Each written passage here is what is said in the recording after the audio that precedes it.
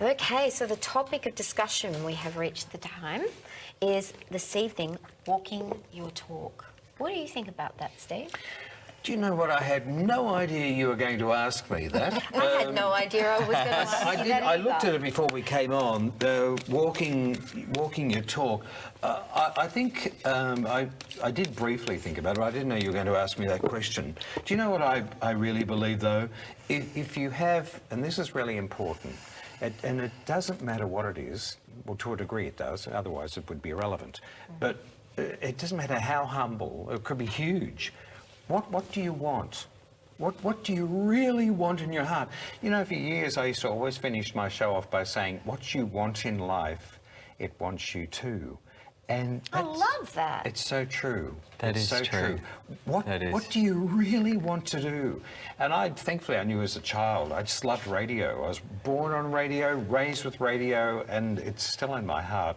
In your blood. Yeah, it is. And you I'll be back on radio It wants you soon. too, because you're damn good at it. Well, it's calling me. Yeah. But you know, it's like our little show as well, which is each week we convey our messages, don't we? But it's walking your talk, and I think you said something before we came on tonight. Be true to your word. What is it that you believe in? And do you know what? All of you friends who are watching us, everything you're thinking about, doesn't matter who says, oh, that's not important, or what are you thinking about that for? It's important to you. So, and it's important to all of us. So whatever you believe in, it could be your marriage coming up, it could be where you want to move to, it could be the living conditions you're in, perhaps your career, it could be one of a raft of things. But keep walking that talk and you'll get to your destiny eventually. That's so true. I remember telling clients, you need to meditate.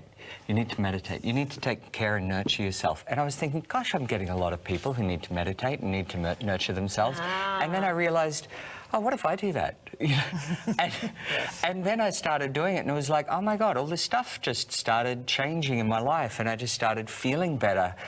And of course it's true, but the thing is, a lot of times we don't realise the words that are coming out of our mouth. And last week we were talking about power of words, you know, and so this is a pretty cool follow-on about walking your talk, you know, because what's coming out of our mouth, whether it's at work, if we're talking about somebody else, or the advice that, you know, psychics and mediums are giving to their clients, or whatever profession, you know, anybody watching the show is in, the things that we say the most to our kids, to our family, to our friends, to our, you know, at work, they're the things that we need to be walking. Well, that tends to encompass that whole psychology of mirroring. Yeah. So how would you both describe mirroring? Because I think this is very much, walking your talk is about people that say, giving advice, for instance, and then that is the very advice that they might need.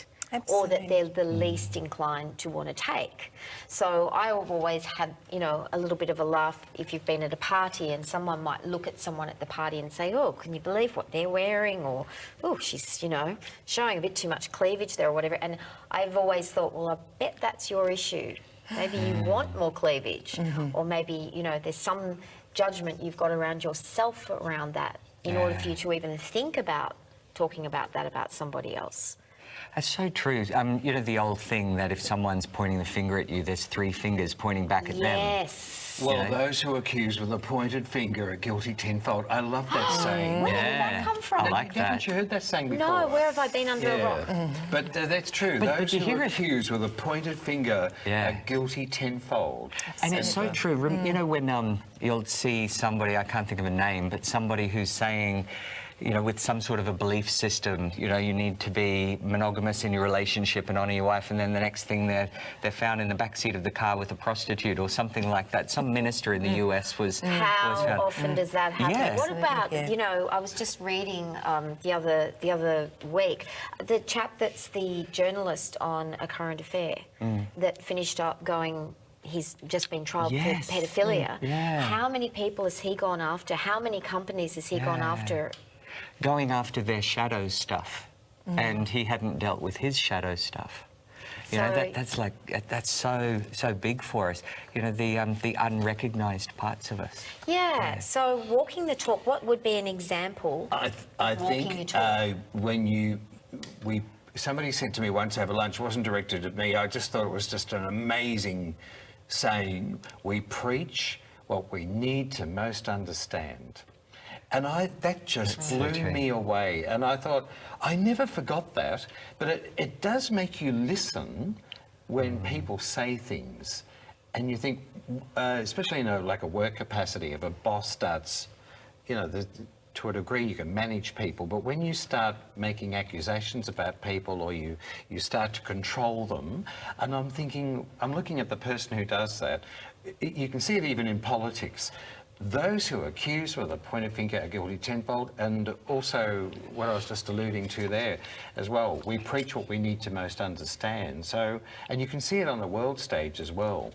Interesting yeah, that's stuff. very, very true. And just be careful, be mindful, like Shakespeare said, in judging others we define ourselves. Yeah, exactly. Yes, that's another point too. I think we better get on with our readings Alrighty. here.